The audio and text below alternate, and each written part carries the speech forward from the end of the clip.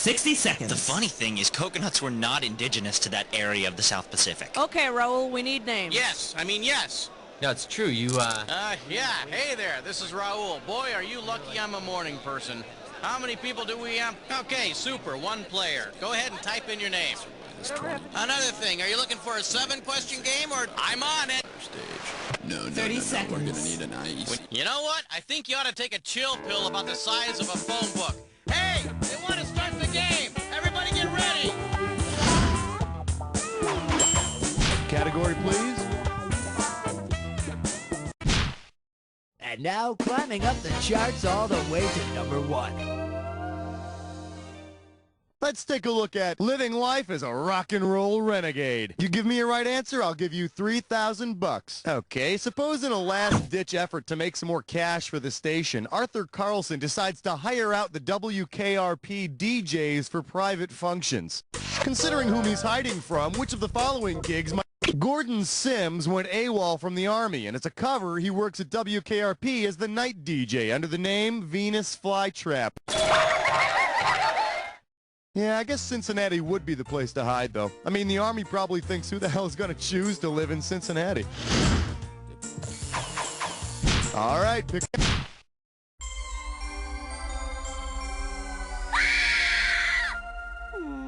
The category? TV for the deaf. You get it right, I'm putting you up $2,000. Think fast, it's question time. If Schoolhouse Rock decided to use other TV shows with exclamation marks in their titles, there's no exclamation point in Good Morning America! Good morning, America! It's 7:15. It looks like a beautiful day. Let's check the traffic! Ah! Time to pick a category. We're losing him, On Doctor. my count. 1, 2, 3. Never mind. This category is known as Fryin' O'Brien. $2,000 for a correct answer. See what you can do with this one. Suppose all the recurring characters from Late Night with Conan O'Brien held a celebrity roast for Conan. Which of these would you not see making fun of him? A robotic pimp, a farting hot dog. Nope, Tamari the ostrich lays giant eggs with lists of the next day's guests in them. Yeah, nothing like getting some PR from a bird's ass. Hey, if you got a minute, take a look at this. There's no talking ass on Late Night. Now, if Geraldo were one of the roasters, throw me a category. Yeah, way to choose that category. You're about to take a bite out of a dis or dat. And this dis or dat questions category is Twin Pee-wees. Okay, I'm gonna read off. You know what's going on? Excellent. Here's 30 seconds. Let the games begin. The Log Lady, Pee-wee or Twin Peaks. Big Ed. Captain Carl. The Dancing Dwarf. Zombie. Magic Screen. One more. The Man from Another Place. Ain't got no more. In case you didn't notice, that's a perfect score. Here's some cash for you. Now don't blow that all in one place, okay? All right, I need a cash.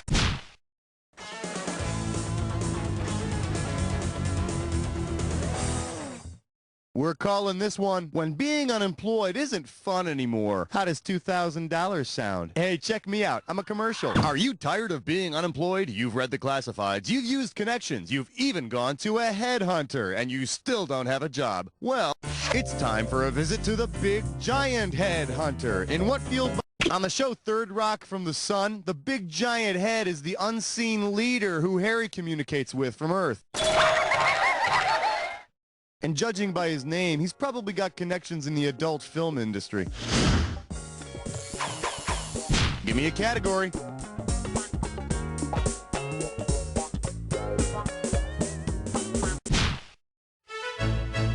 Tonight's topic, 6 in the workplace. I believe this one is called Ricky Schroeder and the Little Person. You get it right, I'm giving you $1,000. And now, your question. If Tattoo from Fantasy Island were to sneak a ride on the small-scale toy found in the living room, The Strattons have a miniature train that weaves through the first floor of their house. Perfect for a tattoo joyride. Look, boss, I'm moving. Whee! Oh, the pain, the pain. Category, please. Question 7 is dedicated to the men and women of trivia.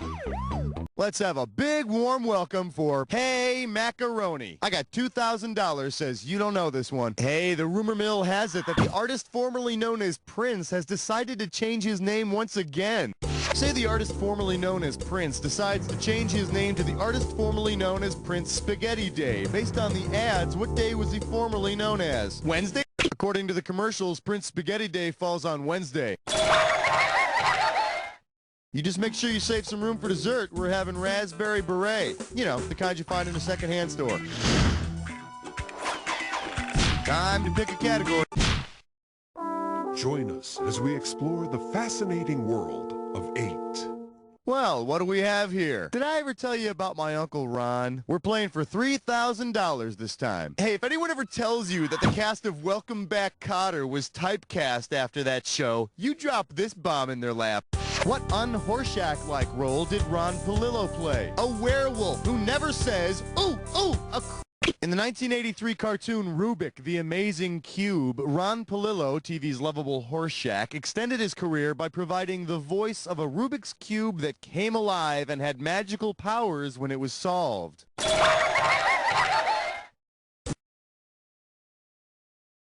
That's one unsolved mystery I can live with. All right, pick a category.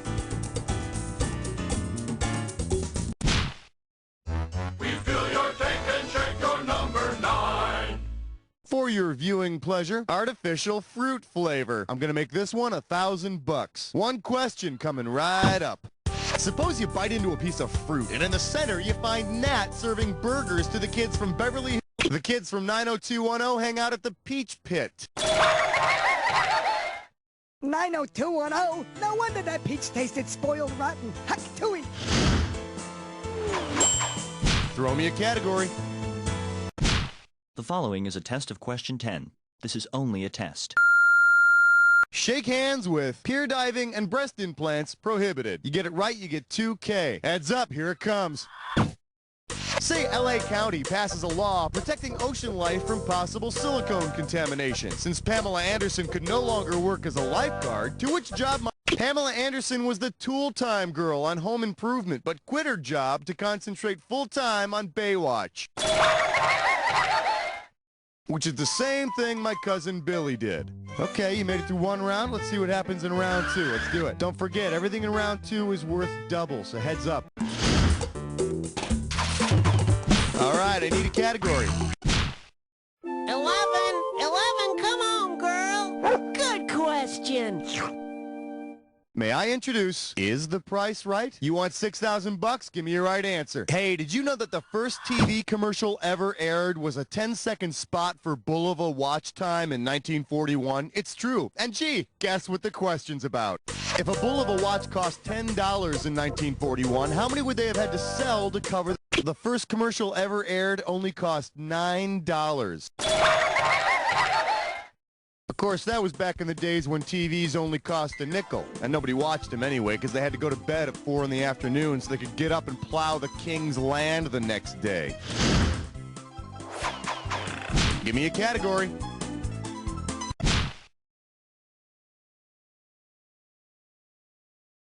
This one's called Cattle, Bald Men, and Justice. Heads up, this one's gonna be $6,000. Flex those fingers, here it comes. Based on Bull from Night Court's given first name, which of the following might you expect him to do? Write poetry for Roz, assassinate Dan, foretell Harry's every decision. I think it's time we started seeing other people. I guess Night Court was on after your bedtime, huh? Bull's real name is Nostradamus Shannon, and Nostradamus is that 16th century Frenchman that everybody says was a predictor of the future. On the other hand, some people say his predictions were just a lot of bull. Time to... Flash, We interrupt this game to bring you a special question. Here we have, it's not polite to pointer, sister. You get this one, you pocket 2,000 bucks. Eyes forward, we're going. If the Pointer Sisters added TV's Sister Betrill to their lineup, what song would fans most likely hear in their repertoire? He's so Sister Betrill is the title character from the 1960s sitcom The Flying Nun. But I think Whoopi Goldberg already has a lock on that whole singing nun thing, though. Category, please. I remember growing up on the mountain and sharing my bedroom with 14. Let's see what we got going. So good. 4,000 big ones for a right answer here. All right, listen carefully and get ready to fill in the blank. I want... Joel, what are you doing? I'm sorry, your delicious snack has arrived. Joel, we're right in the middle of a show. That can wait. I'm sorry, but you know, you really ought to try this. It's some good stuff. What is it? Let me see. Yeah. Hey, that's ooey gooey. Rich and chewy? Yeah, on the inside. But it's golden flaky. Tender, cakey? Exactly, on the outside. You know, if you wrap the inside on the outside... Is it good? Oh, darn tootin'. What is this delicious... It's all you... We're doing the Big Fig Newton. One more time, Schmitty. The Big Fig Newton. Okay, now here's the tricky part. What's that, the Big Fig Newton? No, I can't get this door open. Oh, turn the thing. Wait. Now push. Okay. There you go. All right. Other one. There you go. All right, let's get back to the game. All right. All right, flesh, butt, spits, I'm poor. It's time for observations. Your gibberish category for today is evaluating your Native American home. The opening value of this gibberish question is going to be $10K. All right, listen up. Every second and a half, some of that cash is going to disappear. So if you want to win big, you got to move quick. Okay, get ready to buzz in and start typing when you can tell me what phrase does this rhyme with. Grade your teepee. All right, type the answer. Yeah, because, you know, with all this cable, VCR, and theatrical re-release crap, let's put movies back where movies belong, on the small, cropped, commercially interrupted screen. Throw me a category.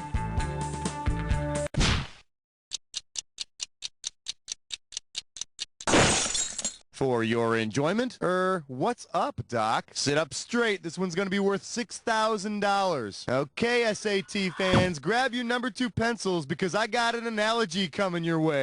ER is to Dr. Douglas Ross as ER is to Ace, Batman is to George Clooney, St. Elsewhere is to Howie Mandel or Matt. All right, give me the keys. You want to see what the smart money says? George Clooney is Dr. Doug Ross on ER, the drama, and he's the young Dr. Ace on ER, the 1980s sitcom. And ladies, let me be the first to tell you there is no truth to the rumor that his hair is leaving ER to pursue other roles. Now his chin, well, that's another story. Give me a category. Thank you. Good night. Thank you. God bless. You're beautiful. Today's specialties include, in a manner of speaking, you get a right answer, you're walking away with $4 grand. Okay, take a look at the following analogy, and when you know the answer, speak to me by buzzing in. You got? Jesus is to parable as Gerald McBoing. Just as Jesus often spoke in parables, Gerald McBoing is a 1950s cartoon boy who speaks in sound effects. My disciples, take these loaves and fishes and...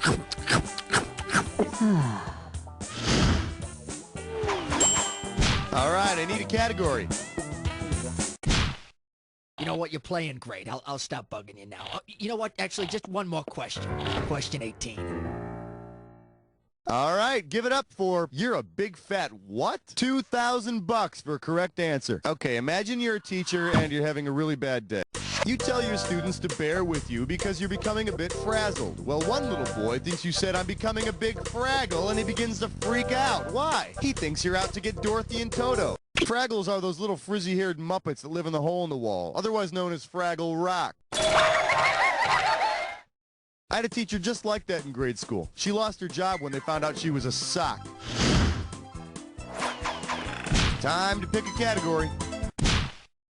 Minty cool, 90 Fresh 19. And our special guest tonight, the Gumby of Wrath. This one can get you $6,000. See if you can wrap your skull around this.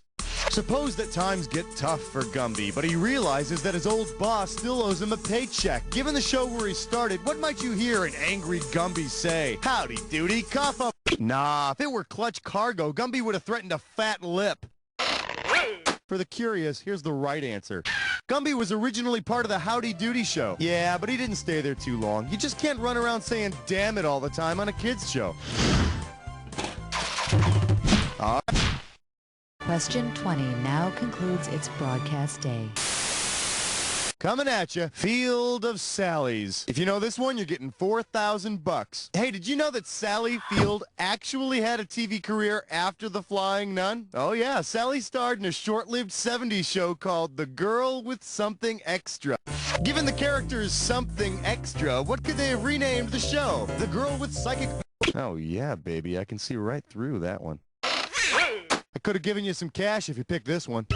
Sally Field was the girl who had some extra sensory perception, or, you know, psychic powers. Too bad she couldn't predict that the girl would have some extra time on her hands because the show was canceled during the first season. Look, you learned something. Category, please.